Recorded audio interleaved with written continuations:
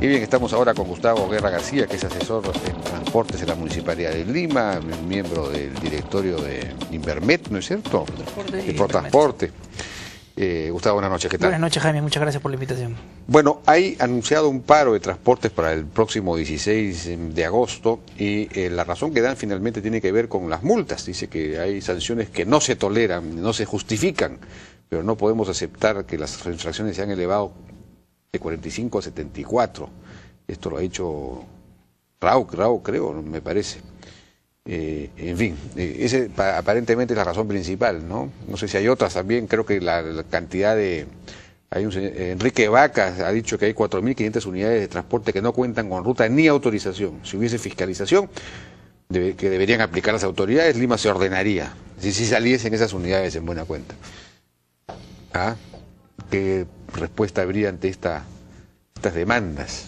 A ver, yo diría en primer lugar que nosotros tuvimos un acuerdo en la mesa técnica mixta que respetamos, a través del cual todas las sanciones que eran equivalentes a las del Reglamento de Transportes Nacional se igualaban con el Reglamento de Transporte Nacional y por lo tanto bajaban. Yeah. Por lo tanto, yo quiero decir algo bien claro, ¿no? Si tú cuentas las sanciones por incidencia, es decir, por ejemplo, la sanción con más incidencia del 2011, que tuvo 1.700 y algo notificaciones o infracciones o multas o papeletas impuestas, esas han bajado de 30% de 1 IT a 20% de 1 IT. Y la sanción más frecuente el año pasado era no tener uniforme. ¿Ok? Y así te sigo sacando la cuenta. Si yo cuento las primeras, las 17 que tienen más incidencia de las sanciones puestas a las empresas, todas o bajan o se mantienen. Y lo curioso es que los medios de comunicación han tratado esto como si en verdad hubiéramos generado una subida generalizada. Lo cierto es que el grueso de las sanciones comparables, ¿okay?, se han reducido. Y yo diría que se han reducido en promedio entre 45 y 66%. Es cierto que hay algunas sanciones adicionales, es verdad. Hemos pasado de 54 a 61 y todavía hay 13 más que necesitamos. Es decir, más faltas. Hay unas cuantas más, ¿ya? Y hay 13 más que todavía no hemos terminado de reglamentar porque tienen que ver con cuestiones técnicas de los vehículos y que por lo tanto lo vamos a reglamentar en el marco del proceso de modernización. Es decir, conforme la flota se moderniza, se aplicarán esas medidas en la flota nueva y no en la actual, porque es muy complicado cambiar. Entonces, ese es el proceso. Entonces, lo cierto es que hay una campaña de desinformación generada por el señor Vaca y el señor Rao, que están diciendo que hemos subido todas las multas, lo cual no es cierto. Y también es cierto que algunos medios de comunicación, sin querer, han puesto mucho énfasis solo mirando la 1599 como si solo fuera la tabla de sanciones. Ahora, en reconocimiento a las quejas de las multas, sí hay que decir que obviamente algunas sanciones que tienen baja incidencia, pero que son sumamente graves, sí han subido a una OIT. Aún subiendo a una OIT, su aplicación va a ser progresiva, es decir, en el primer año, por ejemplo, manejar borracho. Ya. O sea, conducir un medio de transporte público de pasajeros en estado de ebriedad, obviamente ese es un OIT. Aún así, esas que son altas van a comenzar aplicándose primero 25% el primer año, después 50%, después 75%, porque estamos en una transición hacia tener un control total.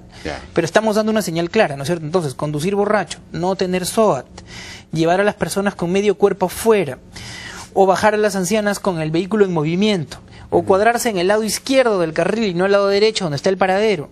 Todas estas sanciones, que son las que realmente significan un comportamiento casi criminal, digamos, del chofer, y que son esas las que no podemos permitir, obviamente se han subido. Claro. A pesar de la graduación de 25, 50, 100, ¿okay? Que el primer año va a ser 25, en el segundo año 100. Es decir, comienzan con una sanción de 25% de IT, que aún así, esas sanciones en las más graves son más bajas que la sanción más frecuente del año pasado, que era .30 de OIT.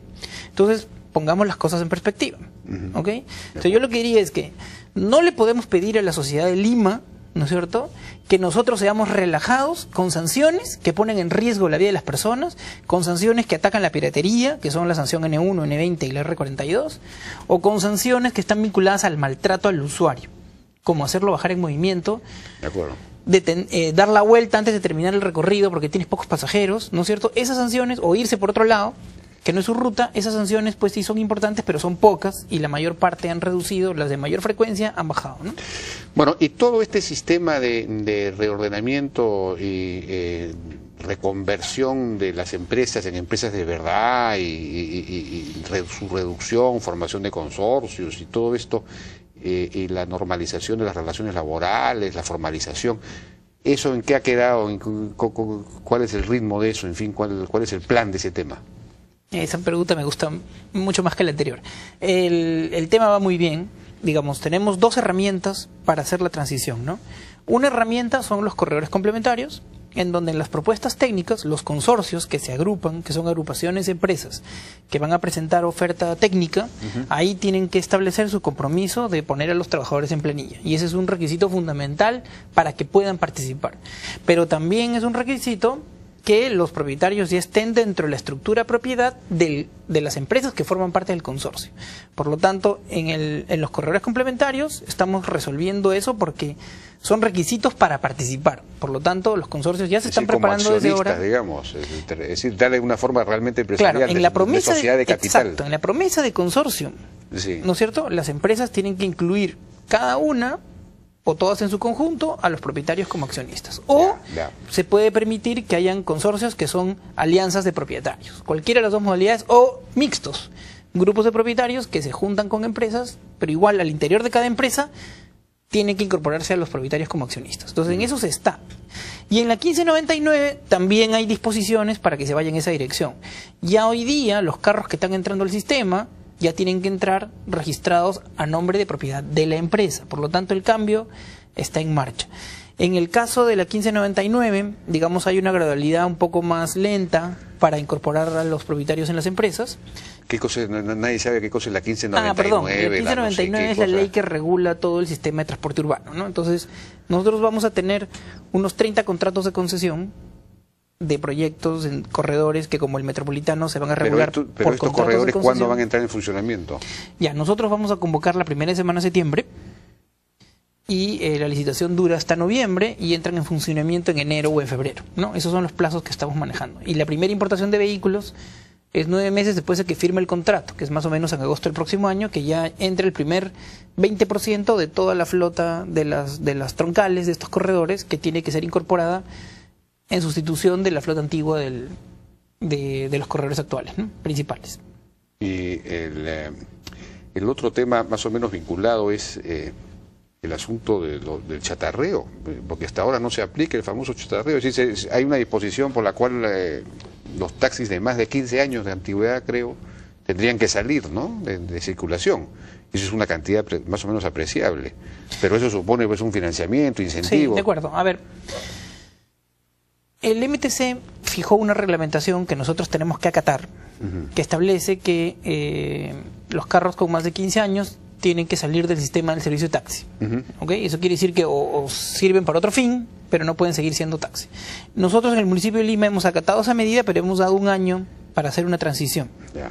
Y vamos a preparar un programa de chatarreo de taxis. ¿Okay? Entonces estamos preparando un proyecto de inversión pública porque el gobierno metropolitano de Lima tiene recursos de inversión, pero no tiene tantos recursos corrientes. Entonces estamos preparando el programa de modernización de taxis, de tal forma que a partir de los primeros meses del próximo año podamos empezar a ejecutar un chatarreo, como lo estamos haciendo en el transporte urbano de pasajeros. ¿Ya se está haciendo chatarreo ahí? Claro, ya hemos chatarreado 600 unidades, como es de conocimiento público, y estamos más o menos chatarreando 75 por quincena. ¿Okay? O sea, comenzamos en marzo y está yendo a buen ritmo, porque además hemos establecido los incentivos, ¿no? En los corredores complementarios, si tú tienes que presentar un determinado número de unidades, ¿ya?, que son 600, 800 o 1000, dependiendo del corredor, como mínimo, para poder participar. Pero si tú presentas un certificado de chatarreo, vale el doble. Es decir, si tú chatarreas una unidad, tu certificado vale como 2 unidades, ¿okay? Para fines del cómputo de la flota total. Entonces, por lo tanto, hay incentivos en puntaje en los corredores complementarios y también el certificado mismo de chatarreo es negociable. Es decir, si tú quieres salir del sistema, recibes tu plata, haces otro negocio, le puedes vender tu certificado de chatarreo a uno de los postores. Entonces, los incentivos están alineados. Y el tercer incentivo para el chatarreo de buses, combis y coasters es el hecho que hay un cronograma de retiro de flota, que nosotros lo sacamos en la ordenanza del chatarreo, y gestionamos entre el MTC una resolución ministerial que ya cierra la obligación de tener un cronograma de retiro por antigüedad. Entonces, según ese cronograma, más o menos entre 1.000 y 2.000 unidades van a ir saliendo cada año, y obviamente a esas unidades les conviene chatarrearse, porque si no van a tener que salir de todas maneras igual. Entonces es mejor que salgan recibiendo, ¿no?, entre $5.000 y $7.000, que es lo que damos en el chatarreo. Pero el chatarreo de buses ya está caminando hace varios meses, y esperamos chatarrear 4.000 unidades en los primeros 12 meses, de marzo a marzo, y 10.000 durante la gestión de la alcaldesa Susana Viera. ¿Y eso es qué porcentaje de las unidades que hay? A ver, Lima necesita pasar en 5 años de 32.000 buses, cústers y combis a 18.000 buses. Y nosotros lo que vamos a hacer es, hay un financiamiento municipal para 10.000 unidades. Que está en marcha, es el programa que tenemos en marcha. El primer fondo es el fondo de las multas que se le pusieron a los operadores del Metropolitano por no chatarrear ellos. Ese es el primer fondo. Y luego vienen otros fondos hasta completar 10.000. 10.000 para chatarrear. 10.000 vamos a chatarrear, exactamente. Y otros 4.000 unidades chatarreables van a estar en los compromisos de los 9 proyectos principales. Es decir, cada consorcio tiene que chatarrear un poquito, y entre todos, en 5 años, van a chatarrear 4.000. Por lo tanto, entre los dos programas de chatarreo, los compromisos en los proyectos y el chatarreo público, debemos bajar 14.000 unidades, que más o menos coincide con el número de combis que hay en el sistema, ¿no?, que son 14.000. Y en el caso de los taxis, ¿se sabe cuánto se le pagaría a un taxista para chatarrear? En el caso del taxi estamos echando a andar recién el estudio para tener la valorización, ¿no? Porque en el caso de los buses, Apoyo lo valorizó, ¿no? Y bueno, y seguimos el camino, contratamos la planta chatarrizadora, después la planta certificadora, y hay todo un esquema. Entonces ahora tenemos que hacer ese esquema para los taxis. Solo que en el caso de los taxis tenemos que hacer primero la actualización y registro de todo el mundo y su organización. Porque en realidad nosotros, cuando implementemos el programa de chatarreo... Hay cierta resistencia a eso, ¿no? En realidad hay una mínima resistencia. Hoy día hemos estado en una muy buena reunión con los dirigentes de la resistencia, en el caso de taxis, pero en realidad lo que ellos necesitan son soluciones específicas, ¿no es cierto?, que nosotros pensamos que las vamos a solucionar en estos días, porque ahorita estamos en una prueba, como es todo un sistema grande para realmente empadronar y actualizar como entre 150.000 y 200.000 taxis, entonces estamos haciendo una suerte de censo de operadores, pero que requiere que se sinceren las cosas, porque nosotros tenemos que ayudar al taxi independiente como taxi independiente, en donde tenemos que apoyarlo para que tenga paradero, eventualmente tenga un teléfono. Pero la idea del paradero, las estaciones de taxi, eso hasta ahora no se ha implementado.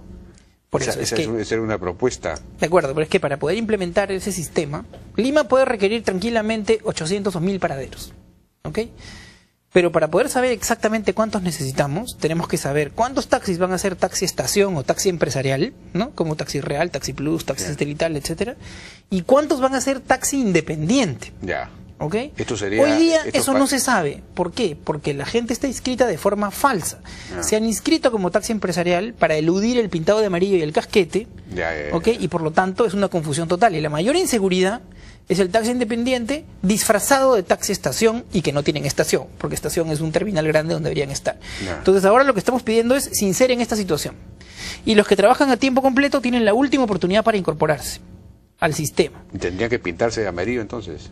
Claro, hay que definir luego, ¿no es cierto?, si es un color o dos colores para el taxi independiente, y cada empresa de taxi estación puede tener también un color particular. Entonces primero los inscribimos. Pero taxímetro ni hablar, de eso no se habla. Todavía, pero de todas maneras, cuando lo que pasa es que primero tenemos que hacer... mejor quizás sea el sistema al que estamos acostumbrados, no sé. No creo, porque a veces incluso el sistema tiene que incluir que el taxi siempre te lleve, ¿no? A mí me ocurre que muchas veces quiero ir al centro de Lima y los taxis me dicen, no, al centro no voy.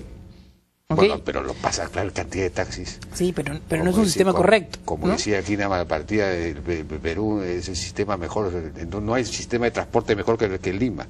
Porque donde te paras, o para un micro o para un taxi. Claro, de acuerdo, pero lo que ocurre es que con el sistema que tenemos, 7 de cada 10 vehículos en las intersecciones son taxi, y tienes una congestión fenomenal. Entonces, tenemos que entender que se va por fases. O sea, primero actualizamos y sinceramos para que en verdad lo que va a ocurrir es que el grueso va a ser taxi independiente. Una vez que sepamos que los taxis independientes son 100.000 y no 20.000, entonces tenemos que darle lugar en paraderos a esos 100.000 y ayudarlos para que estén organizados en alguna forma asociativa. Pero tienen que salir todos los viejos.